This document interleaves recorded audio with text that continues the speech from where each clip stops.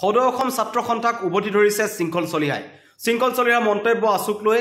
আছু কেতিয়াও বিচাৰক হ'ব নোৱাৰে। শংকৰজ্যোতি বৰুৱাক লৈ আছুৱে যি স্থিতি দিলে তাৰ পিছতে তেওঁ মন্তব্য কৰিছে।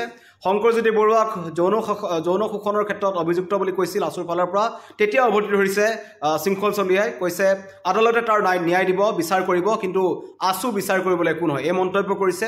আৰু লগতে কৈছে শংকৰজ্যোতি বৰুৱাই ন্যায় পাব। আৰু আজি 4টা দিনৰ অন্তত পুনৰ দুলীয়াজনৰ সেই পেট্ৰল পাম্পটো খোলা হৈছে, BN সিং পেট্ৰল ডিপু।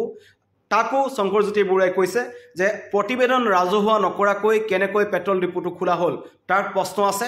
আইনৰ ঊৰ্ধত অইল ইণ্ডিয়া নহয়, অইল ইণ্ডিয়াই সেই ডিপুটো খুলিবলৈ নিৰ্দেশ দিছে। তেওঁ কৈছে যে প্ৰতিবেদনখন ৰাজহুৱা নকৰাকৈ কেনেকৈ অইল ইণ্ডিয়াই সেই ডিপুটো খুলিবলৈ দিলে। আৰু সেই প্ৰসংগত বীৰ ৰাছিদ খানৰ নেতৃত্ব, অইলৰ নেতৃত্বৰ সৈতে আলোচনাত বহিব। শৃংখল চলিহাই কৈছে যে শংকৰজ্যোতি বৰুৱাই ন্যায় পাবই লাগিব।